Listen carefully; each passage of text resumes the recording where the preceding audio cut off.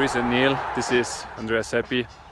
I heard that you have started a new web video show called the Tennis Pro Show. So congrats on that. Very good. Everybody, has to be strong, and for sure we will get through this. Hopefully you be safe and everybody's doing well. Bye bye.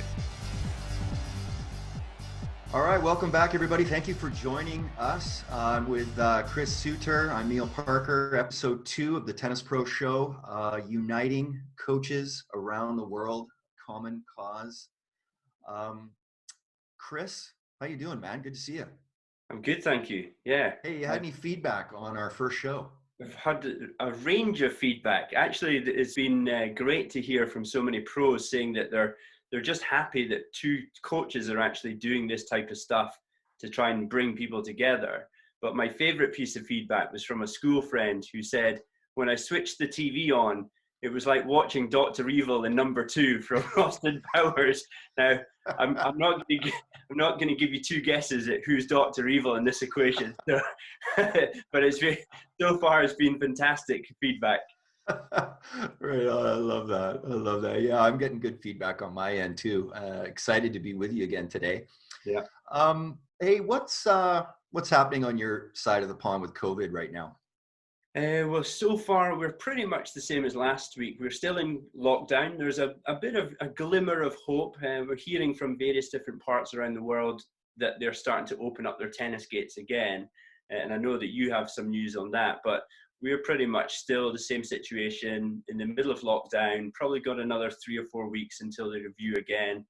And hopefully the feeling is that maybe by the end of May, we might start to open some tennis gates up. What's it like in Canada? Oh, that's great to hear. Yeah, that's good news. Well, we've got good news, bad news. I'll start with the bad news. Our challenger here in Vancouver, which is widely known as the best challenger on the tour by the players, the Vancouver Open, canceled until 2021. So that's a bummer.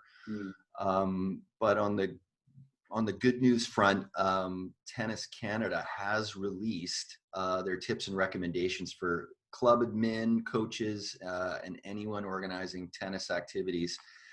And it's an interesting document. They've started to introduce some things around getting back, when things reopen. What are things going to be looking like? Now, these are Tennis Canada recommendations, so your local government body may not be on board with this. They may not be opening public parks, and then of course private clubs may not be opening. This is just Tennis Canada's recommendations. So excited to see that there's some movement and thought on the future. And then just yesterday, a club in Alberta, the Alberta Tennis Centre, a former club of mine, released a really interesting document. They're part of a kind of a consortium of coaches, club managers around the country, and they've released guidelines for continued play. And it's a really, it's a great document. It's got 3 phases of return to play. There's Phase 1 would be major restrictions. Phase 2 would be minor restrictions. And then Phase 3 is how the facility would be fully operational. And if you drill down into the document, it's got everything from handling tennis balls to maintenance staff to F&B, how the front desk can coordinate with clients. And then of course, coaching, how coaching is going to look. I highly recommend you check out the Alberta Tennis Centre.ca website and check out that document. Best one I've seen. What do you think, Chris? What's happening? Is anything happening on your front around the future and reopening? It makes sense, exactly what you're saying. I remember reading a study probably about 7 or 8 years ago now, and it was listing the most systematic nations in the world. And I believe that number 2 in the world was Canada. So it makes sense to me that you are ahead of the game in terms of creating systems to get back on track. We don't have anything like that yet, but I think that's a fantastic resource for any UK coaches that are watching this right now. Go to the website that Neil has mentioned and actually download that document to give you ideas about how your facility could transition into, we'll call it the new normal. But yeah, we don't have anything like that as yet. But I feel like it's maybe a week or two away before we can get that sort of thing. Right on. Yeah. I've heard the term new abnormal as well. Yeah. So it'd be interesting, Neil, can you think of any advantages tennis will have over other sports after lockdown? There could be a potential boom in the sport because we're not a contact sport, because it cognitively, it is very good for your health, tennis. There's obviously a fitness component to it. It's socially a very good connection in our sport. So, there could be some interesting byproducts from this. And I think tennis pros as a whole are typically pretty entrepreneurial. It's just going to be interesting to see how we go from stacking all our lessons where we see our clients on a daily basis to going to a scenario where we're having to reach out a little bit more. Yeah. What are your thoughts? I think we could actually see re-emergence of family tennis. Right. Because traditionally, if you think of the successful pros of today and maybe yesteryear, if you asked 100 of them, 99% of them got into tennis because their mum and dad played. Right. But if you ask the generation of young players now, I'm pretty sure most of them would say because mum and dad put me into a coaching program. It's not the same thing. So we could actually ironically see a re-emergence of people playing together as a family. So certainly in the UK, we can only socialize with our family. So if we said, let's go to the tennis club, we have to play with each other. Right. We can't actually mix with anyone else yet. Right, so right. It would be fantastic in 25 years' time if we have this wave of players that say, well, I got into tennis because the very first thing I could do when I was allowed out of lockdown was go to a tennis club, and I could only play with my family. Right. Yeah. That would be cool. And that's what it's going to be like for me. Yeah.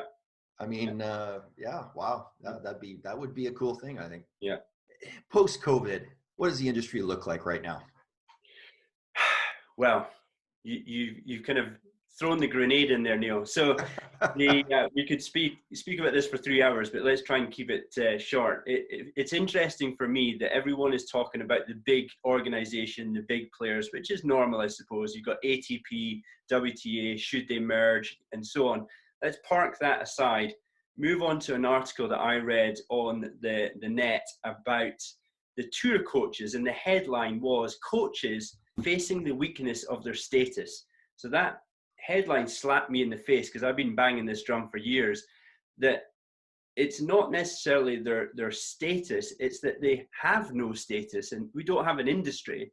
Tennis coaching is broken as an industry, 100%. Yes. Even if you use basic math of, in the UK, there are 15% of the entire workforce that are self-employed. So 15% of 55 to 60 million people that are employed are self-employed. Right. Tennis coaches, 99.99999% of all tennis coaches in the UK are self-employed. We have no industry. We have to create our own. People are talking, like Sam Simic in the article, talking about needing a union. I would argue we need to go back a stage further. We need to create an industry that has a definite, tangible career path, not just the assistant pro, head pro, tennis director. We need to have something that offers a bit of job security. Right. And it's taken a global pandemic to actually bring this to light. You've got Darren Cahill on the article saying there's no security for being a tennis coach. There's never been security for being a tennis coach unless you are an employed tennis coach. Right. And in the UK, you could count the organizations on one hand that offer that provision. So for me, the post-COVID, we have to look at solutions to professionalize the industry of coaching, to offer more security, to offer more tangible pathways. And this has to go across the tour, recreation coaches, and everything else in between. What's it like figure-wise in Canada in terms of self-employed? I'm going to say it's very similar. I mean, I've seen quite a gambit from working for universities to private clubs to public. that, I've seen it all. The majority of the work I've done is contract based. I was at a facility recently where it wasn't, where it was full benefits, where we pooled all our resources, all the money that we brought in, and we split that up. And we were also paid a small salary. So we worked for each other as a group of coaches. And because of that, it was amazing. We worked hard because we were working for each other. There was no taking any lessons off. And I really liked that concept. It was the first time I've been involved in something like that. But, I'm with you, Chris. It's disheartening to see when I see a colleague go down with an injury, serious injury, and I got to look at a GoFundMe page to prop him and his family up. You're right. There has to be change, and this talk about a commissioner coming in to unite the WTA and ATP is very interesting to me, because maybe it'll trickle down to the clubs. Well, it's interesting, this talk of a union, because to me, a union is a representation of a group of people. And if those group of people are still like swimming to survive, it's not really going to help them to share great practice. And they need more security as a basis to kind of work from. So, one of the things that, just to throw this in here as a slightly controversial statement, is, do we need so many full-time coaches? Do other sports have full-time coaches in recreational play, for example?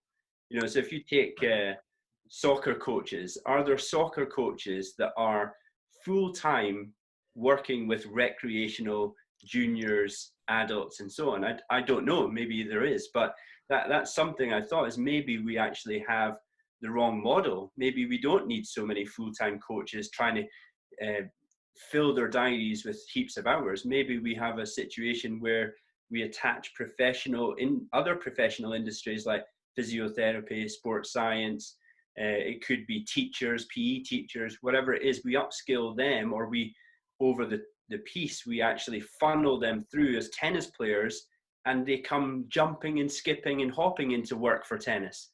Right. And I think one of the things that's going to come out of this period of time is flexible working hours, because bosses all around the world right now are going, maybe I don't need to spend a fortune on rent and rates. Maybe I could have a percentage of my employees working at home. Maybe they don't have to start at 9 and finish at 5. Maybe they could start at 6 and finish at 3, or they could start at 3 o'clock and finish at 10 and do something during the day, or do something at night. I love that idea. And I mean, that's not to say that full-time coaches are required, but there's just a massive swath where we all know what it's like to try to fill gaps.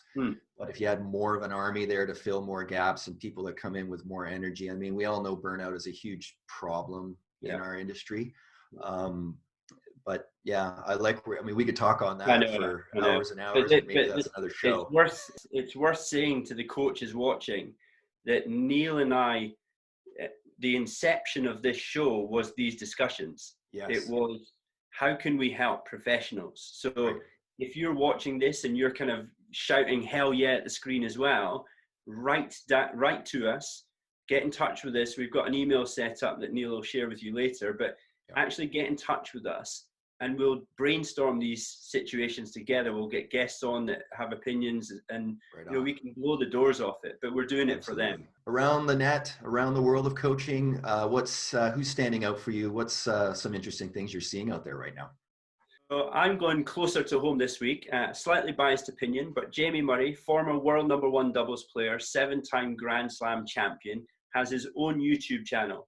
And he is posting up regular workouts that he's doing in his back garden.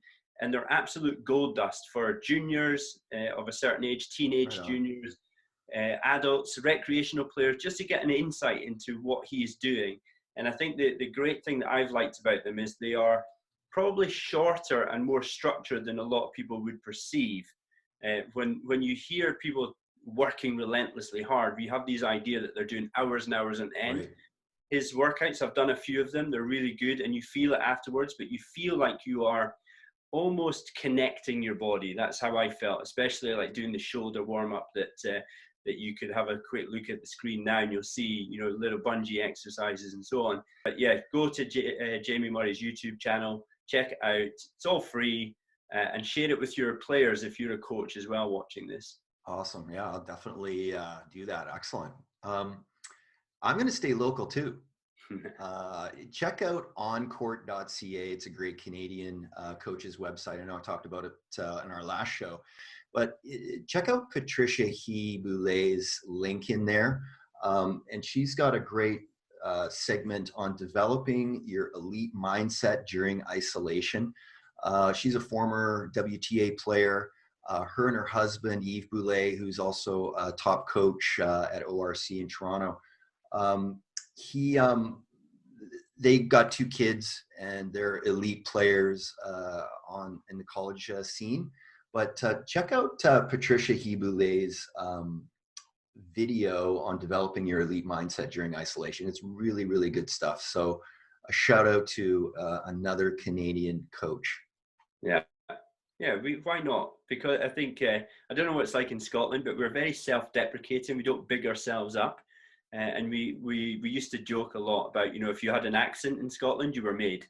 You know, if you came from France or Spain or Germany or Italy, it didn't matter what your resume was. People believed you were better than Scottish coaches. It is so the same here, man. Yeah. It is so the same here. That is hilarious. I used to joke all the time that when I started to get into coach education and did conferences, I used to joke that one conference I'm going to deliver it in what my local dialect is, which is Doric, which is just a form of Scottish, very fast Scottish, and nobody would understand a word of what I was saying, but they'd be going, "You must be bloody good." He's got an accent. Chris, hey man, always a pleasure. I look forward to our next show, and thanks for taking the time to do this. And you know, I said this the last time, keep doing what you're doing. You're a bright light in this industry, and you are just cranking out some amazing stuff. Keep it up. I'm trying. I'm very trying. How about another message from a few friends? Take care, buddy. Cheers, mate. Hi, Chris and Neil. Colin Fleming here. Just want to say it's great that you guys have started the Tennis Pro Show. Want to wish you all the best with it, and of course hope everyone's keeping well at this time. All the best, guys. Cheers. Stay safe, stay healthy, and keep fighting, everyone. Hi everyone, this is Nelly from Winnipeg. Just wanted to wish everyone all the best. Stay healthy, stay safe, play on. Hi everybody, I'm Kelly Hubbard, head coach of the Kamloops Tennis Centre located in Kamloops, British Columbia. Keep a positive mindset. Times are going to get better, and I've already seen that up here. There's quite a few restrictions that are not in place now, and people are starting to be able to play outdoors. So keep focused and everything will improve.